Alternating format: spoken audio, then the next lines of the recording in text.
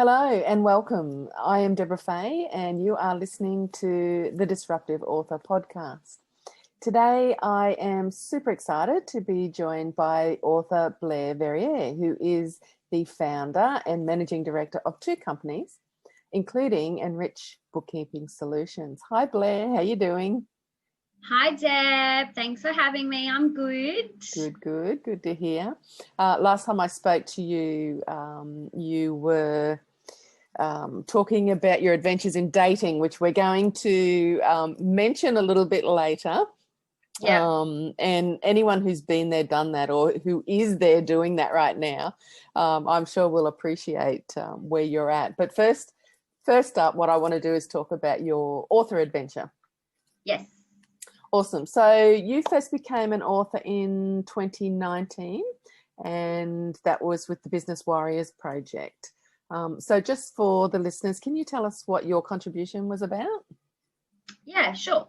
So my contribution was about my experience as a woman working in the accounting industry and professional industry, and how that, I guess, encouraged me to start my own business, which was Enrich Bookkeeping Solutions. So what was it about that? You know, what were your experiences that you thought, I'm just going to do this myself? I found it can be very hard as a woman in accounting because it is a men's club. Still.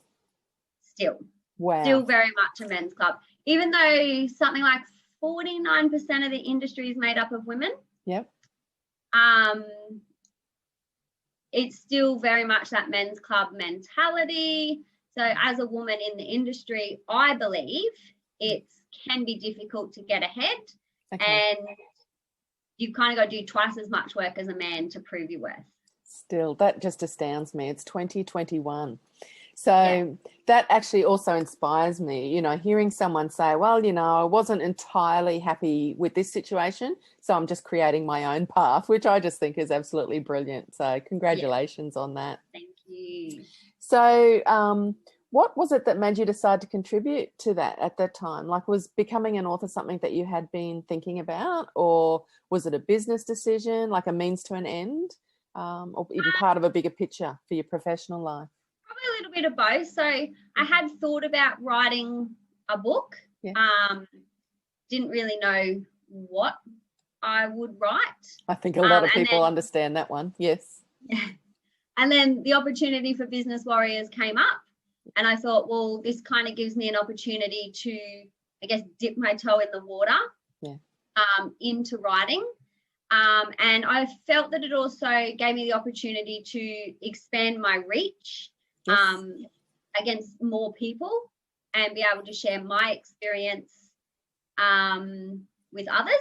Yeah. And how I got to be where I am. I think it allowed me to be more authentic about myself, not just I guess we kind of get that sometimes where we feel like we have to behave a certain way or being professional. Yes. I felt that, you know, it was a good way for me to be authentic in myself as well as still be professional and, you know, get who we are out there. So we're certainly living in an age, aren't we, where people, they want to know who they're doing business with. They want to know that they've got similar values and they want to know that they're trustworthy. So certainly it was a good opportunity for people to get to know you from that perspective, wasn't it? And I just want to ask you, did you find it challenging, you know, like on a personal level, did you find it challenging? Like, was it a stretch for you? Definitely a stretch. Okay. Especially among running a business and finding time to, you know, keep up with the deadlines. And I guess finding my writing style as well. Yeah. And where do you start? How do you start? You know, is all, I think, a challenge in itself. Yes. Yep. Totally. So do you think it was worth it? Yeah, for sure. Awesome. You actually do have a very nice writing style. So for anyone who's listening, it's very easy to read your style. It just comes across very naturally. So kudos on that. So tell us more then about your business and, how you came to be doing what you do now. So not so much why you got into your own business, but how did you get into accounting? Funnily decided, well, at school, we got to grade 11 and 12. We needed to choose our subjects, and the school was kind of saying to me, you're not very smart. Maybe you shouldn't do OP subjects.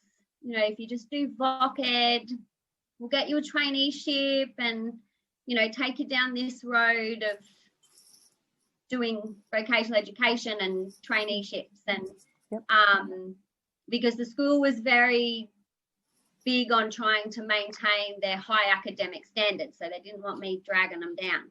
So if you went in the top very small percent, they told you weren't very smart and made you go down another path, which I've got to say, it's got nothing to do with smarts, has it? But anyway, that's going off topic here. And so I did grade 11 the way they told me I should do grade 11, and the teacher that was responsible for us, the vocational education students, spent most of his year on stress leave, and everything they promised never happened. Oh. I got to the end of grade 11 and I'm going, what am I going to do? Like, we've got one more year. They've promised me all this stuff. It's not happened. Where am I going to be left at the end of year 12? Yeah. And when it came to choosing our subjects in grade 11, we had one line where it was like physics, chemistry, like a few sciences, not a science person, and then there was accounting. And I was like, oh yeah, give that a crack. Yep. And really, really enjoyed the subject. So at the end of grade 11, because all their promises had fallen through, I decided that I would change schools and repeat grade 11. Yeah. And pursue the path of being an accountant. So I did my grade 11 again at a different school, got my OP, got myself into university. And yeah, so it's been about 15 years now that I've been working in the industry, because I started while I was still at university. I did my uni part-time and worked full-time. Well done. So that was kind of how I came to get to deciding to do accounting. Yeah. Even at uni though, like the accounting subjects are very competitive. Nobody will help anyone. Oh, wow. Like, every man for themselves. Oh my God, what's that about? I don't know, but like it was tough. Oh, wow. Okay. Yeah.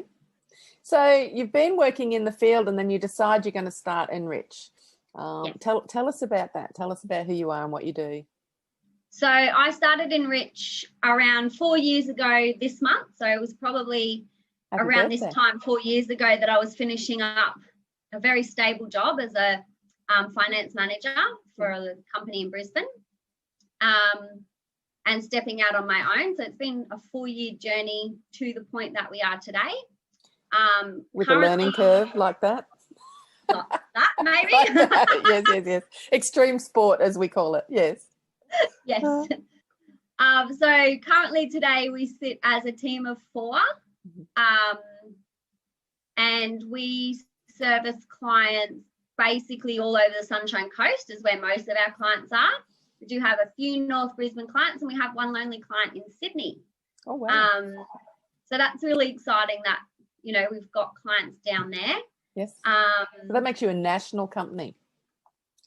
Oh, it does. It does. I hadn't thought of that. So you just need one from overseas and you're international. That's right. That might be next year's goal. Okay. Why not? So we basically provide bookkeeping services and advisory services to small business. So when I say bookkeeping, I mean anything that you need to do day to day in your accounts. So It could be bank reconciliations, your accounts payable, your accounts receivable, your BAS, your IAS, FBT, taxable payments, all that kind of stuff. Okay. Because often, like, we'll get new clients saying, can you reconcile my bank? Yes, we can do that. So anything that you can think of in terms of your accounting, we can help with it.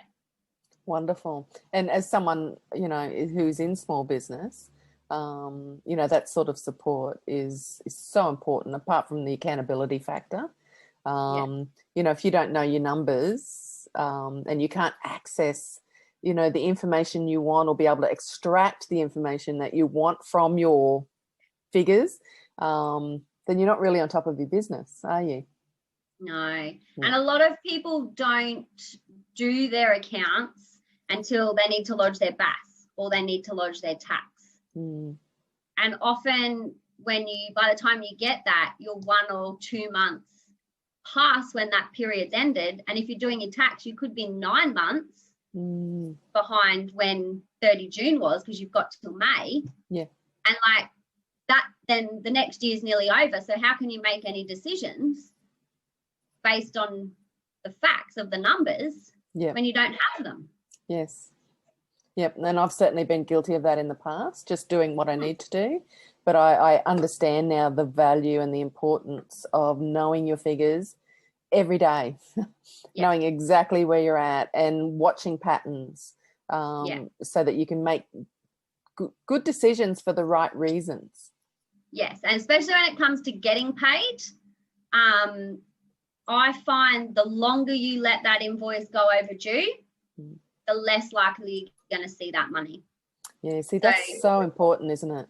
Yeah. So if you're working, you've done the work, you've sent the invoice and they haven't paid, you need to be on them the day that it's overdue. Day one, your invoice is overdue. When can I get payment? Yeah. And be chasing it up from the get-go. Don't let it go a week, a month, 6 months. Get straight onto it. Yeah, there's so many different factors, and I guess you don't know the value of these things until you implement them. That's right. And that you might understand the theory, but you don't actually get it, and you don't get, you know, you don't get to go, oh wow, I didn't know that, or oh wow, if I'd known that before, I would have been going in this direction, or so definitely valuable having that level of support. So would you actually say that this was your life's work? You know, like you've sort of stumbled into it. Do you think you'll always work in this area? I don't know. I don't know that I'd say it's my life's work. I definitely love helping business owners and helping them to be able to achieve their goals through what we do. Yeah. But I don't know if I'll do it forever. You're only young, so, you know, you've got so many choices really ahead of you. Yeah. I think no matter what I do, I want to be helping other people. Okay. So if I don't stay in the industry, I want to be able to find something that enables me to help others. Yeah. But I do love the freedom and flexibility that my business has given me. Yeah. Which means the more that I get, I might still be able to run the business and do something else that allows me to help others more. Okay. So that might actually go into the next question that I wanted to ask you is, what do you ultimately want to achieve through your work? So we're aiming for world domination at Enrich Bookkeeping Solutions. Awesome. Absolutely. Why not? That's right. So we are in a growth phase of our business, and we are continuing to grow every week. So we essentially want to be the number one bookkeeper on the Sunshine Coast, and we want everyone to say, if someone says, I need a bookkeeper, everyone to say, well, you need to speak to Enrich Bookkeeping Solutions because they're the best. Yeah. So that's sort of what we want, because we want to be able to help as many business owners as possible. Yeah. Awesome. And